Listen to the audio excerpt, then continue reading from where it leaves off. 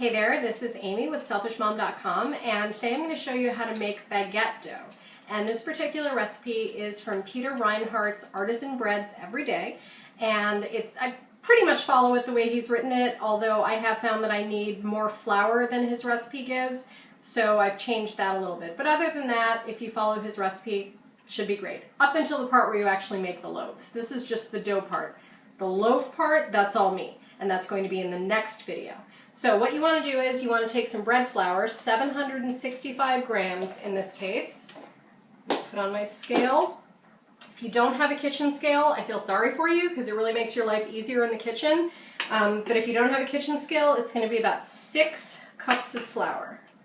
But seriously, just get a kitchen scale. It's the best thing you can have if you want to bake.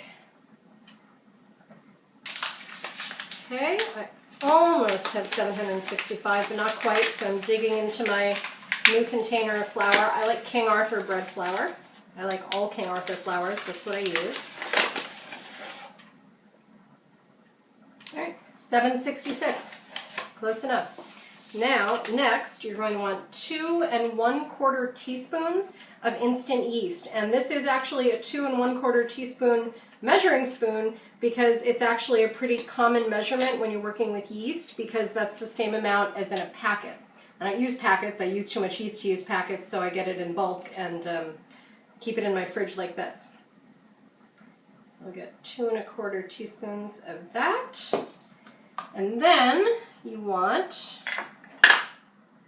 1 tablespoon of coarse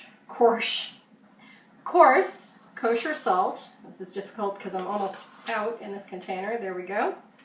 If you don't have coarse kosher salt, then you can use 2 teaspoons of regular old table salt. Doesn't really matter, it's all salt. And now I'm going to go get some water. You're going to want 2 cups of lukewarm water, and lukewarm is about 95 degrees. If you don't have any way of measuring that, basically you want it to feel really warm on your finger, but not exactly hot, not cool. Lukewarm, I think people get the impression that it should be kind of cool. No, it should be very warm, just not hot.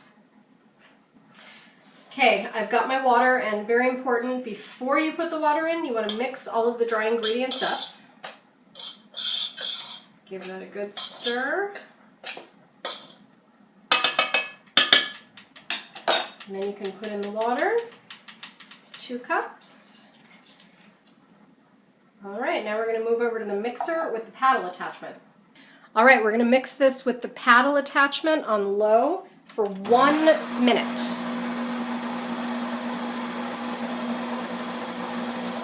After about 20 or 30 seconds, it's just going to form a big ball around the paddle.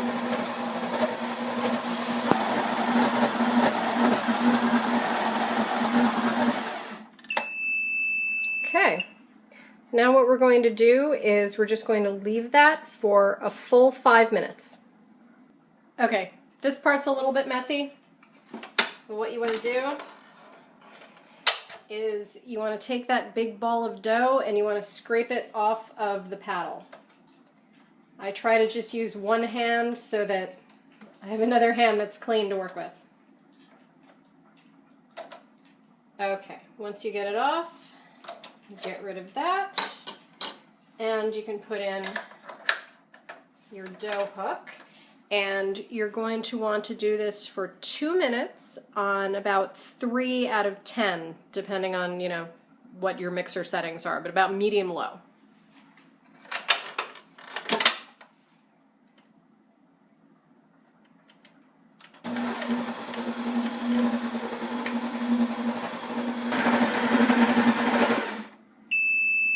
All right, now after 2 minutes in the mixer, you want to check and see how sticky it is. And you want it to be tacky, not sticky. Sticky means that if I go like this and lift my finger up, some is going to stick to my finger. See that? So that means it's still too sticky. So we're going to put it in for another minute.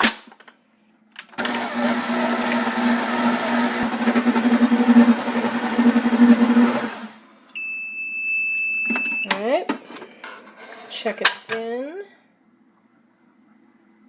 All right, still a little sticky. We're going to do 1 more minute.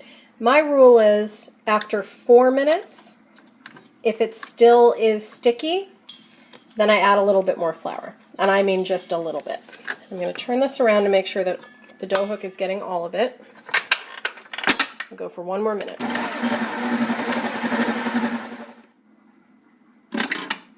Alright, try this again. Ah, there you go. Doesn't stick to my finger anymore. It's tacky, like it feels like, I don't know, like weak Scotch tape, but it's not actually sticking to my finger, so that's perfect. Okay, and the last thing we're going to do is we're going to sprinkle just a little bit of our flour out on the work surface. We're going to take this dough, we're going to knead it for just 1 minute. Now, you might be wondering how you can do this if you don't have a stand mixer. Totally possible. This is actually one of the easier ones to do without a stand mixer, since most of the rising and work is done in the refrigerator. So if you didn't have a mixer, then for the first part where we stirred it with the paddle, you would just stir it with a big spoon for about a minute. So that's the same.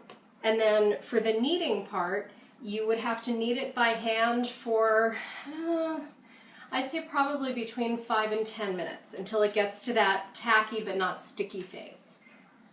All right. I have no idea if this was a minute because I was talking, but this looks pretty good. It's a nice smooth dough. All right, see that? Very nice and smooth. So now I'm going to take my dough bucket, or if you don't have a dough bucket, just take any bowl. You have to make sure it's big enough so that this has lots of room to rise. It's going to get much bigger. Just put, I don't know, it's like a half teaspoon, maybe less. You just want enough to lightly coat the inside of your bowl or bucket. Take your dough, turn it around in there so that one side is covered, then flip it over. All right, and all I'm going to do is put the lid on, or if you're using a bowl, put saran wrap on very tightly. These dough buckets are great because they seal really well. All right, I'm going to take this, I'm going to put it in the refrigerator, and I will see you for the next video on how to actually shape the baguettes and bake them in 1 to 2 days.